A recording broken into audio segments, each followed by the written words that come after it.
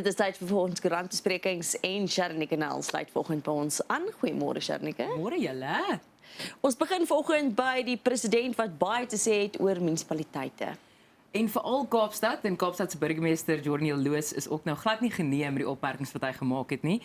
Baie interessante storie. Ons almal onthou wat Ramaphosa ook so rukkie terug gesê het wat hy gesê het oor maar die ANC-geleide munisipaliteite moet gaan kyk hoe funksioneer DA-geleide munisipaliteite. En hy het spesifiek gesê Kaapstad en Stellenbosch. En hy het presies dit gesê en want dis nogal interessant wat Jordan Loos sê is dat hy gebruik dit nou in Engels om he's just saving face. So hy's nou 'n bietjie besig om te backpedal want ons weet die uitvoerende komitee van die ANC is glad nie beïndruk gewees met daai opmerkings nie. So nou het hy op statistiek gaan staat maak met deur te sê die president ja. So president Ramaphosa het nou gesê as jy gaan kyk per capita is die besteding in Kaapstad die slegste veral van al die metros. Dit maak nie saak wat se skoon audits hulle kry nie. Daar's spesifiek nogal redelike gesprekke rondom wat hulle noem die spatial segregation wat in Kaapstad is. Want een van die vrae was, wanneer laas het jy in 'n minder gegoede gebied, byvoorbeeld in Kaapstad geloop? Ramaphosa gesê hy was in Gugulethu, hy was in Langa gewees en dit lyk sleg. Wat ook nou hierdie situasie nog so bietjie meer plofbaar maak, is daar was ook so rukkie gelede 'n hofsaak gewees byvoorbeeld oor behuising wat die regering wou gebou het in die Seepunt omgewing. Dit is toe nou ook appelhof toe, want mense sê dit is die plek waar die gegoede gebiede lyk fantasties en dienslewering is great daar, maar die minder gegoede gebiede, en ons weet ook natuurlik van bendegeweld ensovoorts, wat 'n hele ander gesprek is, byvoorbeeld op die Cape Flats, maar wat hy nou sê is, hulle maak staat op die spesifiek sensussyfers wat uitgekom het, wat dan vir jou wys, alhoewel die gegoede gebiede baie goeie dienslewering kry, is die ander gedeelte van Kaapstad heeltemal aan die ander kant van die spektrum. En daai twee, as jy dit saam sit, per capita, spandeer hulle nie soveel as wat hulle moet vir elke Suid-Afrikaner in Kaapstad nie. Tog het Jordan Loos gesê, die begroting vir die volgende 3 jaar, wat in Kaapstad aangewend word vir infrastruktuur, waarvan 75% van daardie infrastruktuurbevordering na arm gemeenskappe toe gaan. Ja. Daardie begroting is meer as Ekurhuleni, Tshwane en Joburg Metro saam se begroting vir infrastruktuur in arm gebiede. So daar's 'n ander manier ook om daarna te kyk. Ek dink die gesprek rondom hierdie uitlatings van president Ramaphosa is iets wat baie groter is as wat mens in 2 of 3 minute kan opsom, want wat hy ook gesê het is hy het dit vergelyk met Soweto waar hy groot geword het en gesê het ja, maar gaan kyk na die stad Johannesburg en hoe hulle Soweto opgetel het in die laaste 20 jaar. Maar nou kyk ons ook, dis dieselfde president wat 'n paar weke terug ook gesê het, hoe kan jy 'n G20 hou, want die middestad van Johannesburg byvoorbeeld val uit mekaar uit. So dit voel vir my asof hy self nie uit een mond uitpraat nie en ek kan nie help om te dink of dit nie ook uit drukgroepe uitkom nie. Terwyl ons so van munisipaliteite praat, provinsiale regering kap Tshwane oor verhogings en leiwagte, spesifiek verhogings vir die burgemeesterskomitee. Jy sê dit met so mooi frekwensie in jou stem, Peer. So, dit is 'n storie wat ons al in die verlede gehoor het, wat die Tshwane burgemeesterskomitee vir hulle self 5% gegee het, en dit kom toe nou van die provinsiale regering af wat sê Na 'n begrote 2,5%. Na 'n begrote 2,5%, want hulle voel hulle het in 2021 laas verhogings gekry want die stad was bankrot, volgens hulle het dit presies so gesê. So nou het die provinsiale regering ingegryp en gesê, jammer, nee, terug 2,5% verhoging toe. En dan ook, ek dink die grootste polemiek gaan eintlik oor die leiwagte. Want tradisioneel is daar net sekere lede van die bestuurskomitees van 'n metro wat kwalifiseer vir 24 uur oppas deur leiwagte. In Tshwane word die hele burgemeesterskomitee deur leiwagte opgepas. En ook waar is 'n hele klomp ander goed finansiëel, byvoorbeeld 'n maksimum van 4 word toegelaat volgens die wet, 4 leiwagte per persoon dan nou, maar die leiwagte word ook net toegeken indien daar deur die SAPD 'n hele risiko-analise gedoen is wat sê okay, jy verdien om dan leiwagte te kry. Dan mag hulle leiwagte kry. Die stad Tshwane byvoorbeeld gee ook dan R35.000 addisioneel in plaas van om oortyd te betaal, want hierdie leibwagte werk te veel oortyd. So dit werk hulle goedkoper uit om die R35.000 te betaal addisioneel as om vir hulle oortyd te betaal. En van die munisipale vakbonde sê hulle het nou al hoeveel keer gevra vir hierdie risiko-analises wat dan sal bewys oor waarom ons hele burgemeesterskomitee almal het beskerming. moet leibwagte kry.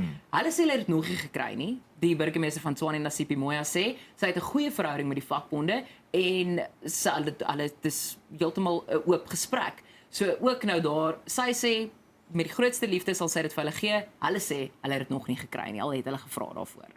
Ek dink net as ons kyk na meeste van ons metros en jy weet hoe dit sukkel, nie net in Tshwane nie, ek weet wil ek ook net hê mense moet kan sê hoekom ons soveel miljoene moet spandeer aan leibwagte en verhogings vir 'n stad wat net elke nou en dan funksioneer. En ek dink mense moet dit kan regverdig en as jy nie dit kan regverdig nie, moet dit gebeur nie terwyl ons weer eens praat oor mense wat sit sonder water, slagwater en daai tipe goeders. Daai moet eerste prioriteit kry. Meneer, mevrou, dit nie jou leiwag nie. Die straat in Leë is nou al 3 jaar lank in aanbou. Basiese goedjies, infrastruktuurverbetering. Ja, Haar leibwagte byvoorbeeld kos die stad net so oor die R2 miljoen 'n jaar. Hallo, Maar hulle moet dit nie strepe nie. Kom ons spring na die Suid-Afrikaner wen wilde lewe foto van die jaar. Julle, hier is my gunsteling storie wat ek in die laaste 24 uur gesien het. Ek het nogal gedink julle sal hom ook geniet. Wim van der Heever is glad nie 'n vreemdeling in terme van wildfotografie vir ons nie, maar nou het hy die foto gewen vir die wildlewe fotograaf van die jaar met die mooiste foto. Uit 'n buurland uit, dit kom nie uit Suid-Afrika uit die foto nie. Dis in Kommanskop geneem en wat hy gedoen het is hy het 'n verskriklike skaars die bruin hyena vasgevang langs ag julle dit is so mooi. Dis baie mooi. Langs 'n verlate diamantmyn. Kyk net hoe mooi is daai. En hy het as jy nou gaan lees die res van die fotograwe ook. Hierdie mense doen vreeslik baie moeite. Dit is nie mik en druk hierdie nie. Hy het die hyena spore gesien en toe nou gewag en dis 'n verskriklike skaars spesies. En hy het toe nou uiteindelik daai pragtige foto geneem waarmee hy gewen het.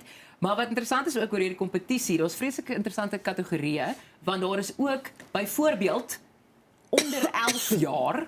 Onder 11 jaar tussen 11 en 17. Daar is hierdie spesifieke foto wat jy nou gaan sien is geneem waar hulle wys hoe seemeeuwe probeer om by vissers trailer uit te kom met die vis wat hulle gevang het. Daai is my nagmerrie. Wat? Die voëls of die Jennifer, as jy die TV ding nie vir jou uitwerk nie, gaan jy die vissers trailer gaan werk nie. voëls? Daar's 'n ander nagmerrie. Die slange was amper ook my einde gewees. Wat hulle daai is ratelslange.